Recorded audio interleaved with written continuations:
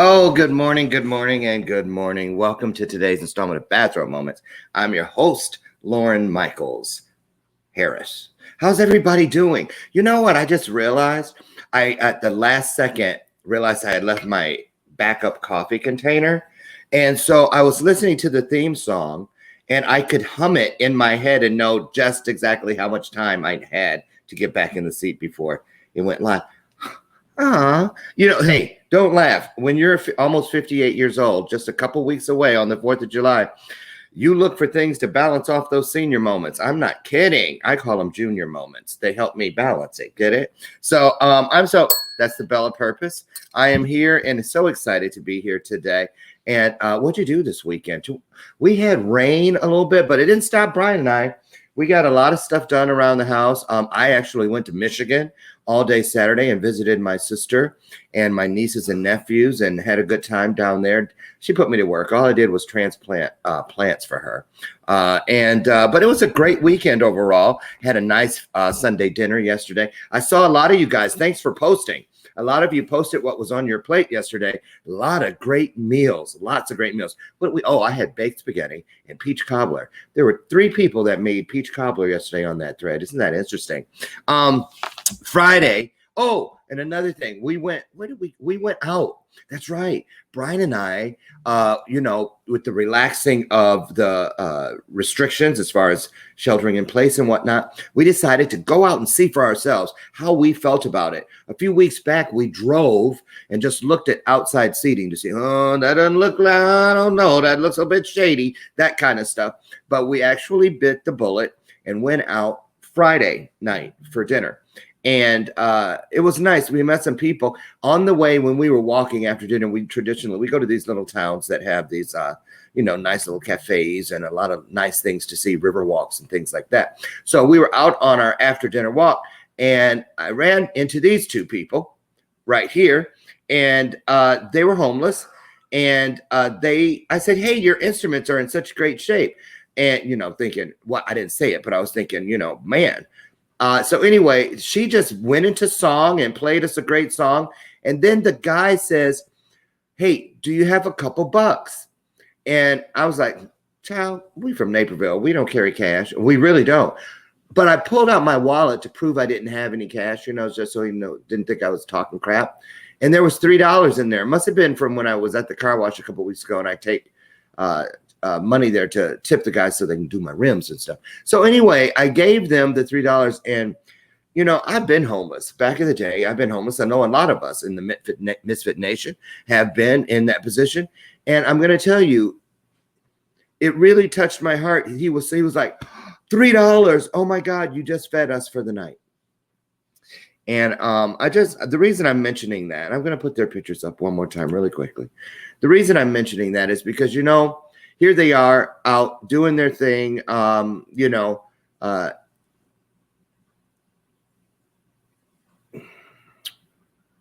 let's just say it. Let's put it this way, you guys. We can never forget where we've been, or we'll never remember where we're going. Let's just leave it there. God bless you all. Okay. Ooh, I almost had a moment. There. Now, listen, if you guys were here Friday, we had our first Bathrobe Moments field trip. We went out to the Beehives with my good friend, Thad J. Smith. Now, he is the founder of the West Side B-Boys, and that is an organization that helps young people stay off the street and learn the art of beekeeping and all that goes with it. They make products, great thing. But you know how it is, this broadband live streaming.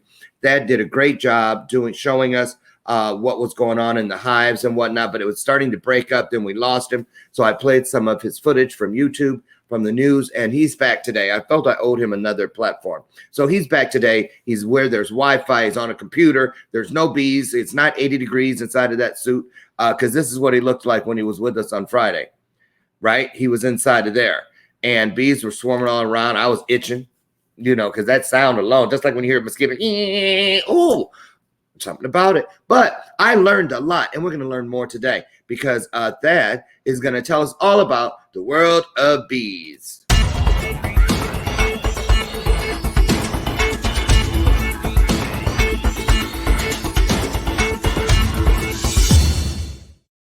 Well, there you are. I saw you start. How come I don't hear you? Oh, hold on. Let me There, see. now I do. Now I do. Okay. Okay. Yeah. Yeah. Okay. It said, Okay. yeah. It said a notification that my mic was blocked, but we're good to go now. Oh, Yeah, good we're good to go. morning, sir. How are you? Good morning, sir. It is a pleasure to finally be able to speak to you without the gobble. And without the bees, I'm looking at my new lighting on here. I look like Michael Jackson, the color of my skin on here, but on It looks good though. it looks good on the regular thing. Okay, so I'm good. At least I'm not red. I went and got one of those big light rings. So okay. Yeah, I got to do that too. I got to do Yeah. that too. Yeah. So Thad, where exactly were you Friday when we were out? And now what's it called again? It starts with an A, I believe. Apiary. Aviary. Now, Yeah. why do I think that sounds like something to do with birds? Because that's called an aviary. Isn't that what you said? No, I said apiary. There's AP Oh, and AV. There, two different there it things. is. There you go. An apiary. An Right, apiary, right. which the definition means. Where people place their beehives. That's all. Where beehives are. Okay, so Plain the and simple. place where the beehives is called the apiary. Now, Right. what is the beehive? What is the box thing called that all those slats were in? That's just called a beehive. That particular one is called a Langstroth hive. There's several different types of hive, but this one's called a Langstroth hive. That's what I Okay. Well, I know I had a couple questions that I was dying to ask you because when I was a kid, we would go out looking for beehives, but we'd only find wasp nests. Right. And didn't know the difference. And I thought that the first time I saw one of those, I found a beehive, took the wiffle bat that I had with me and knocked it down. And a couple hours later, I was still in the hospital where they were getting stingers and stuff out because they tore me up. I'm not kidding you. Eyes was all shut, lips, everything, all that. I ate a couple of them. It was horrible. Chased me until I dove in some water. Woo! Tore me up. I'll never forget that. So where do beehives, when they're not formally being grown like you showed us, right. Where are they? How come we don't see them? So let's talk about bees in general first. Okay. So there's approximately 25,000 species of bees in the world. But we only talk about one, the honeybee. And why is that? Because of this and because of money. That's the only reason why we talk about the honeybee. Because they're a product. Right. They're a product that somebody can exploit to make money at the end of the day. Okay. But we don't talk about the other 24,000 species of bees that are on the planet. I'll give you, this is an example I give everybody all the time. Illinois is the largest grower of pumpkins in the country. If you buy a pumpkin, if you buy a pumpkin in this country, it's an 80% chance it came from Illinois. Now, in order to pollinate those pumpkins, there's a bee that specifically does that, and that's called the squash bee. The squash bee pollinates nothing but squashes. That's all this bee does. So if we lost that bee here in Illinois, we would lose billions of dollars worth of agriculture. But you don't hear about that bee. Right. You don't hear about that particular bee. So that's what I talk about. I talk about the honeybee because I love the honeybee and I love the honey. But I talk about the honeybee for what it does, but I also talk about the other native species that were in the United States because the honeybee is a colonizer. It was brought over from Europe.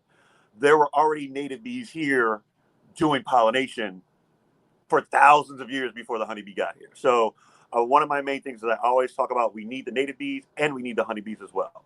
And that goes into a different conversation that I have in regards to how these times today. Yeah. So I consider the honeybee a colonizer, and if you watch Black Panther, you understand that term. And so the honeybees came over and they started to take over the job for the native bee population. Let's say the colonizers came over, started to take over for the Indians that were here. Yeah. So we're looking at the native bee population like they're not anything, but we're looking at the colonizers that they're everything. Okay, I can already see right now. Everybody, it's true because y'all were thinking it out there. I know it. They're like, "Girl, get in here." There's a black nerd bee guy on the screen. You really are a bee nerd. I'm not kidding. You are, because if I don't stop you, you'll have us in a lecture here for the next hour about I'll get on my soapbox for an hour, baby boy. I already know. That's why I got my will get on bell my ready for soapbox. your butt. I got my bell ready. I ain't afraid to use it. So anyway, listen, but here's some things. I know exactly where I want to go with you today. First Okay. of all, why don't you start by because I do find it in the black thing is very interesting because I was shocked that so many inner city kids, the ones you work with, are kids of color, were so excited about learning the art of beekeeping. Oh, they love it. I know. You'd think they'd Love be it. scared to death of it. Well, because, here's the thing. We as adults have built-in fears. We just do. We've seen the world, and so we know we are afraid of certain things. Children have no. I'll give you a prime example. There's the young lady at Sweetwater Foundation. She's the daughter of the founder. Her name is Armani. I think she's like 7 or 8 years old. This little girl has no fear whatsoever. None. She will pick up a bee, an ant, whatever insect, animal, no fear. I love that little girl. She's going to be actually the president of my youth beekeeping club, but we'll talk about that later. We'll talk about that later. But I'm opening a banana. That's what I like about the kids. They have no fear. They're inquisitive. They want to learn. They want to see new things. They want to experience new things. And in the inner city, there's nothing new. Everything's new to them because they don't get a chance to see anything. That's my point. That's why I was so shocked because I have my nonprofit thing called the Power of We Symposium, and I was talking when I was recruiting schools from Inglewood. There were a couple teachers there at one of the meetings with one of we were at in the office of a, what do you call it? Not a council person. What are those people that are in wards down there? Oh, alderman. That's where we were exactly. We were at the alderman, Tony's. We were at Tony's office, and a couple of the teachers were telling us how they had been eating chopped. They had chopped up some strawberries and brought them to work in baggies, and they were sitting there sharing them. And there were 2 little boys who were like, "What are those?" Right. They did not even know what strawberries were.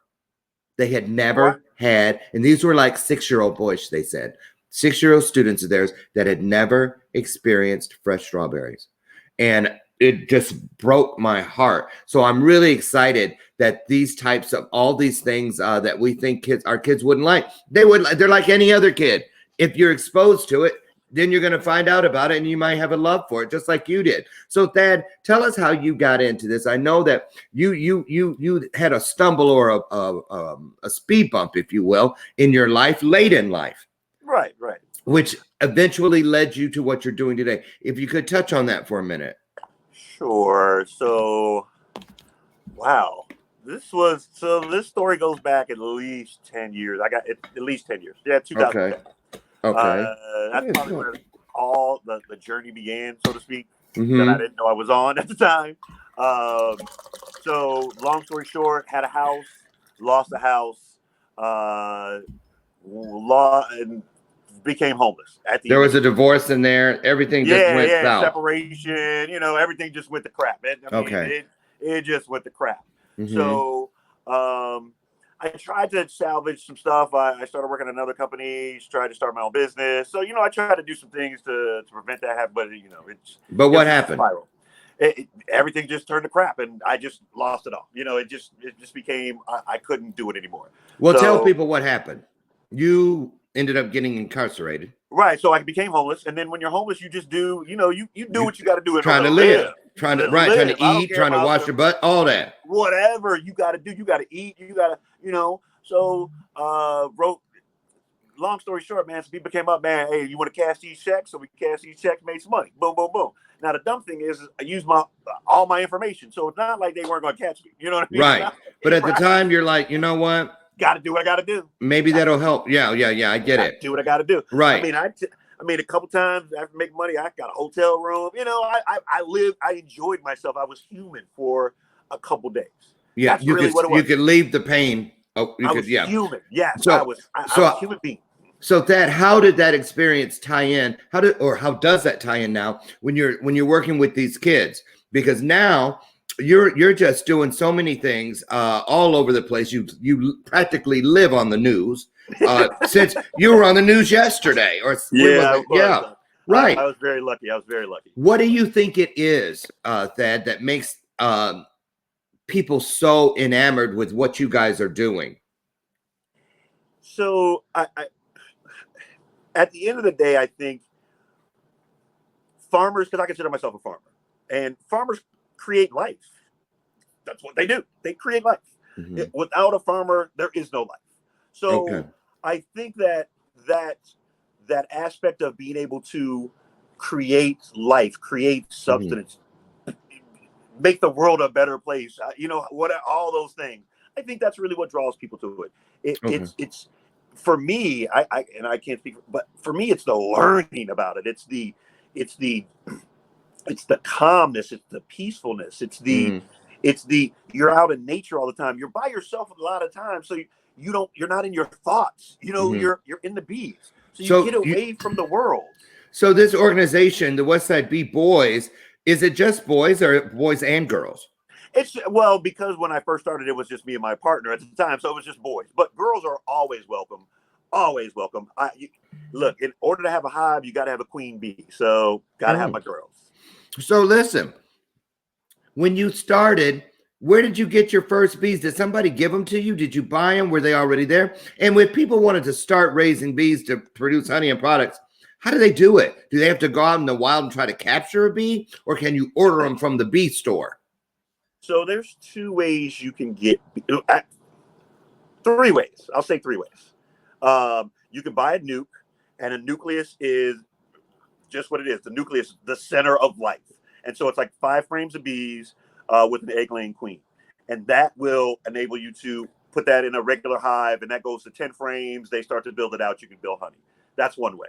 You can buy a package of bees, and those are usually around March and April, because they ship half the bees in the country go to California to pollinate the almond orchards in January.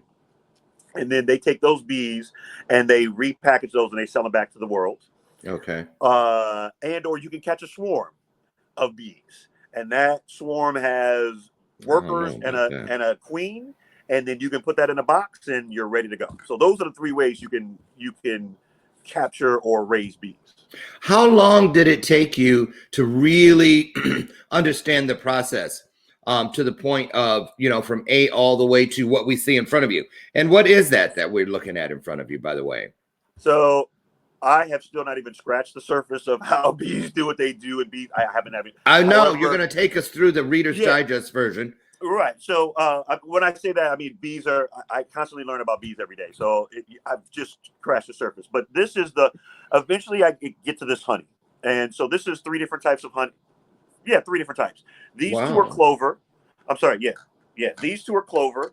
And then this other one here is wildflower. So my clover is like the most prominent weed you're going to have in an urban environment. So usually late in the summer, that's what's usually blooming. Nothing but clover is usually blooming late in the summer. So this is my late harvest. My early harvest, spring harvest, like right about now, is a good time to start to harvest honey. This is what it's going to look like. It's nice and bright. Again, that all depends on the area. But because the flowers are very white, pink, yellows, very bright, they want bees to come. You're going to have a lighter nectar. Yeah. And during the summertime and fall, you're going to have a darker nectar. At the end of the day, that's what. That looks like a lifetime supply of honey to me. This, for some people, this might last a month. A month? Yeah. What are they doing? Eating it by the spoonfuls? So this can replace, this is their sugar. This is all they use with sugar. So you can put this you can put this in smoothies. You can cook with this. You can make a lemon water. I mean, there are 1,000 different ways you can use honey, Loren. And honey is antimicrobial, antibacterial. It helps with weight loss, high blood pressure, anxiety, digestion. I mean, the list goes on and on and on. And then if you have allergies, the pollen in the honey combines with your body, and it helps to overcome the allergies that you may have. I didn't know that. And that's if you get local honey, like if within 5 miles of your house. Yeah, that it really does help with your allergies. Wow. So you probably do all kinds of stuff with honey that the normal person wouldn't. You use it in your dreads? to lock those dreads? You put honey on there to I use the lock wax. your... No, I use the beeswax. I knew it was something. Beeswax locks these dreads up. I knew it was something. Yeah. I said, he ain't. And that's another thing. There's candles. I saw you had candles. There's all these different things. So, but talk about real quickly, because we have a lot of ground to cover, believe it or not. Gotcha. You were saying Friday that there's something about bees. If bees became extinct. Oh, so I was saying that if honeybees became extinct, or if bees became extinct on this planet, we could not survive as a species. Plain and simple. Period. Period. I mean, let me say this: there would be survival, but it would not be at the level that we are at today, and it would be Armageddon out there for the survival level of what you're talking about. You're talking wheat. You're talking bread and water. That's what people would be eating. Bread and water. Because of the interconnection with what the bees do, and because it's not just about their honey, it's about the things they make possible just through their short life. Because didn't you say the average bee lives 6 weeks? A bee's life, I don't want to say life, I say their time clock is 6 weeks. However, some die earlier, some die later. Bees actually literally work themselves to death. From the moment they come out of their cell, they are working 24 hours a day, 7 days a week. And their final job, so they have many jobs. So when they come out, their first job is to clean their cell so that the queen can lay another egg. Then there's several different jobs. There's a sanitation bee. There's an undertaker bee. There's a nurse bee, and those take care of the larvae. There's a guard bee, and that guards the entrance. And its final job is a forager. And just like when we send our kids out to college, that's what it is. That's the bees go out into the world, and the world is not a nice place. There's always somebody trying to hunt them to eat them. They have to go to wild places. Their wings get torn. Their hair gets torn off. They're fighting the world in order to bring back a tiny portion of nectar for the hive to survive. I mean, a bee is an incredible creature. It works its whole entire life. It's the state of the colony. So what happens to the worker bee who is supposed to be out gathering nectar, and he out there flying around playing and stuff, and it's time to come back to the hive and he doesn't have nothing? Who deals with him when he gets back there empty snooted or whatever? How do they bring it back in that needle it's funny. thing? Yeah, it's kind of funny. So they have two things. They go for three things. They go for propolis, which is like tree sap, and that helps to cover all the holes in the hive. They go out for pollen, which they have pollen sacs on their legs that they put in, and they bring that back to the hive.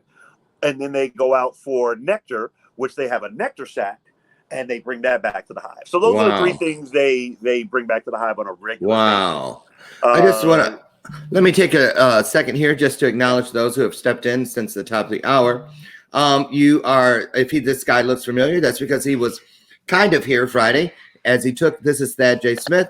And he took us on our very first Bathrobe Moment field trip Friday out to the beehives, and we watched what was happening in real time. But, we didn't have internet, so it was kind of difficult, but we could see great. So we are now finishing. You could see. Yeah. Oh, yeah, we could see everything. And this is such a great week on Bathrobe Moments. Here we are today with the Master of Bees and working with Inner City Kids, Thad J. Smith.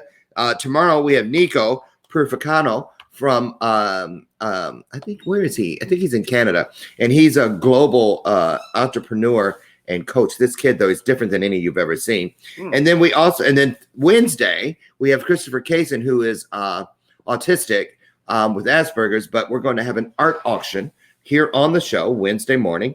And then we have R.K. Mullins on Thursday, who is a over-the-road truck driver who has written a book that is tearing up all of the airwaves, a book on serial killers and truckers. Yes, that's A serial killer and a trucker, that sounds like they were made for each other. It's actually the number one, the trucking industry is the number one industry that hides serial killers because they're always on the move. Right, so most of them work within there. So that's going to be an interesting day on Thursday. I gotta watch that show. Yes. And then a brand new cover model for Heart of Hollywood Motion Pictures. Bye, honey. Have a great day. Demisha Merchant's going to round out the week on Friday. So such a plethora of people very diverse this week, brother. It's a very diverse week. Very diverse. So you guys mark your calendars. I know everybody going to be here for the serial killer. Oh, morbid people. Me too. Oh, no, you know what? My girlfriend loves death. We watch death shows all the time. So yeah, I was scared to talk to him on the pre-interview because I was like, I should maybe go get a burner phone to call him. It's something I can throw in the trash when I'm done. I don't want it. No. Not coming to my house. I love you.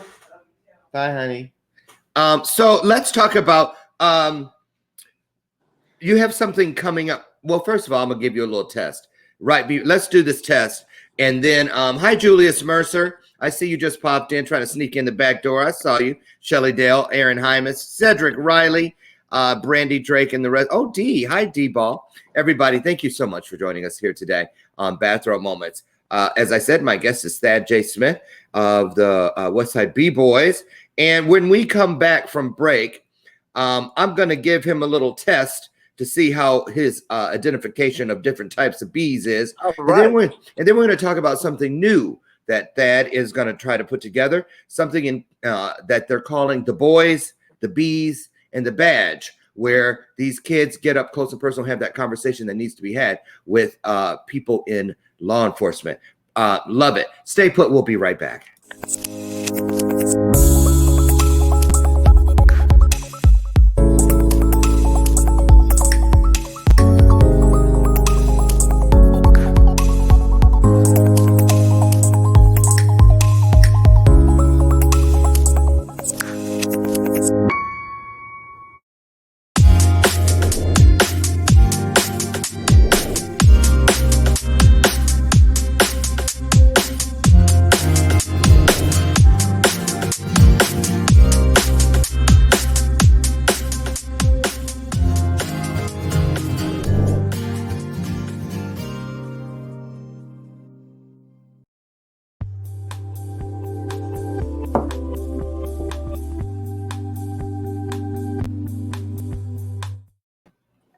Okay, we're back. Now I'm following the broadcast on my phone, and I see it looks like something's going on over there. It says, I don't know what that is. I don't know. I'm wondering if it's just here. Anyway, we're going to keep going because it will pick back up. Those of you, let me get back to it. You know me, I cannot multitask worth a poop. Okay, there we go. Oh, it looks like it left and it's come back. What was that, you guys? I see, it's weird because I see my logo on the screen. Anyway, well, I can't do anything about it. Okay, so here we are. Hopefully things will fix themselves. Now wait a minute. I act like it doesn't bother me, but it does. Yeah. Okay. You're like me. Once I get on something, I can't let it go until I get it done. Yeah, it's got my logo there, but I don't see anything. I'm going to take us out real quick. Okay. I don't think it's me. I think it's something going on with the network. So, interestingly enough, bear with me. I'm just trying to figure it out. Do you think, Loren? Do you think? One. Huh. I don't know. It was like when I went to commercial, it just had trouble loading something, but I don't think that's me. So, okay. Usually in a situation like this, it'll just pick back up on its own. You know what, Dad? I'm going to end this broadcast and come back real quick. Yeah, sure. So use your link. Ooh. Yeah. Yeah, use your link. It should be able to work. Okay. Be right back.